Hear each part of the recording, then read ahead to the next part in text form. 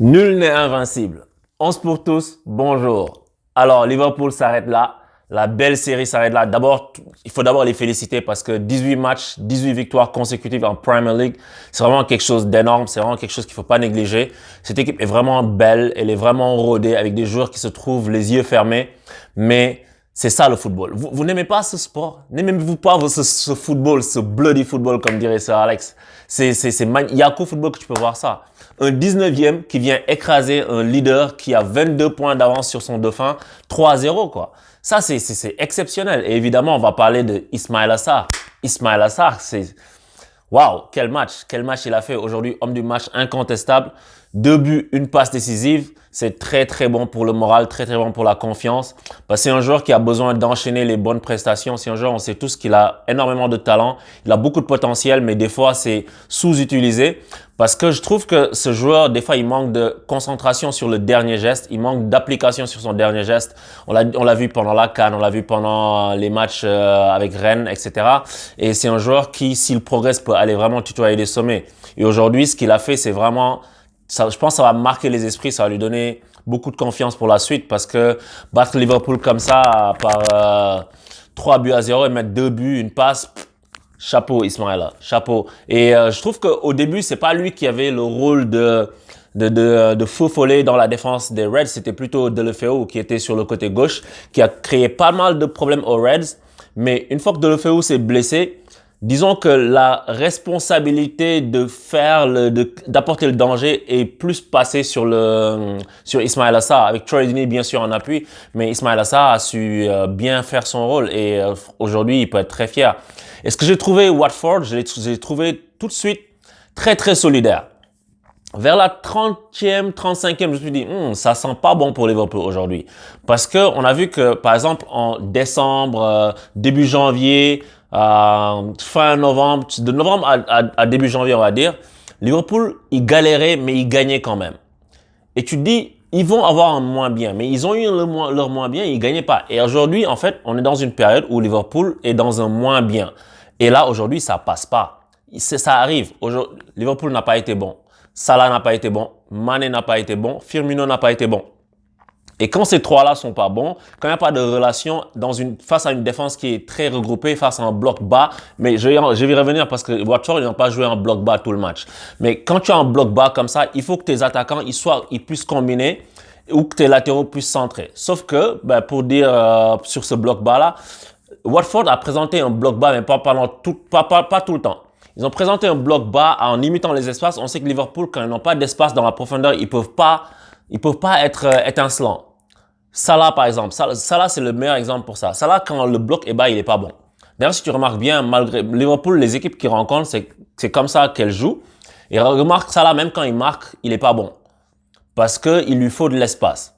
Il y a plus Firmino qui a plus un rôle de je prends la balle, je construis, et plus Mané qui peut faire des runs dans le dos de la défense, qui peut faire des combinaisons aussi, qui est meilleur pour animer le jeu qu'un Salah par exemple qui brille dans ces rencontres-là. Mais là aujourd'hui, tous les trois n'ont pas trouvé leur compte, ils ont été bien muselés. Il y a des jours où tu sais que ça va pas passer. Et c'est ça que j'ai vu aujourd'hui. Les gars, à chaque fois qu'ils tentaient quelque chose, ça marchait pas. Et après qu'ils aient été menés 3-0, quand Klopp a fait son changement de stratégie, quand il a fait rentrer Origi, qu'il a gardé sur le terrain 4 attaquants, après Mané, il jouait en piston de l'autre côté, il servait plus à rien. Donc ça n'apportait pas, c'est pas le nombre, c'est ce que tu en fais, mais il y a des jours comme ça. Liverpool, je vais pas leur jeter la pierre parce que ce qu'ils ont fait, c'est vraiment bien. Mais Watford, chapeau au coach de Watford parce que bloc bas et puis bloc médian, c'était une alternation de blocs. Quand Liverpool avait le ballon et quand ils essayaient de faire une attaque placée, tu avais des latéraux qui étaient très bas avec des excentrés, Ismaïla Sarr et Deulofeu qui étaient très très bas dans leur zone, qui récupéraient même des ballons sur leur ligne de but. Tu vois, la ligne qui mène au poteau de corner, ils ont récupéré plein de ballons là-bas et ça les fatiguait parce que pour remonter le ballon, maintenant, il fallait que les gars fassent 80 mètres pour aller dans l'autre camp. Et ça fait que les ballons revenaient dans le camp de Watford. Mais ils ont réussi à ensuite déplacer leur bloc par intermittence. Ils allaient harceler le porteur du ballon à la relance côté Reds. Et ça a permis au bloc de remonter par endroits. Et ça leur a permis de souffler. Et quand tu joues contre Liverpool et que c'est une équipe qui te met un rouleau compresseur qui sont en train de t'agresser dans ton camp, ils sont en train de te mettre grosse pression. Si tu réussis à ressortir la balle rapidement, mais avec précision, tu peux avoir des situations intéressantes. Parce que souvent, quand tu es pressé et que tu essaies de ressortir à la va-vite, quand tu perds le ballon parce que tu le mets dans des conditions bizarres pour tes attaquants, le ballon va revenir inlassablement et tu vas souffrir. Watford, ils ont su jouer dans les pieds à plusieurs occasions. Des fois, ils l'ont loupé. Mais ils ont su trouver leurs attaquants ou des points de fixation comme Troy Deeney qui ont pu garder le ballon et puis amener des situations dangereuses. D'ailleurs, en première mi-temps, si tu regardes bien, Liverpool domine, mais les situations, elles sont du côté de Watford. Et ça illustre justement le fait qu'ils aient pu sortir de façon assez coordonnée. Et ça suffit. Après, ça suffit à tenir le score en première. Tu te dis, OK, qu'est-ce qu'ils vont faire en deuxième? Liverpool, est-ce qu'ils vont venir? Est-ce qu'ils vont leur mettre la grosse patate? Mais non. Deuxième mi-temps, tu arrives, boum. Ismaïla Sarr qui te plante un but. Et tu joues 57e minute. Avant la 60e, avant l'heure de jeu, tu prends un deuxième but. Ismaïla Sarr encore, belle chevauchée. Encore une fois, contre-attaque. Les gars partent et puis ils se retrouvent face à Alisson. Une belle pichenette. D'ailleurs, il aurait pu en mettre en troisième but, Ismaïla Sarr. Et Liverpool, en fait, ce match m'a un peu fait penser au match de Liverpool en tout début de saison. Je pense que c'était contre Newcastle.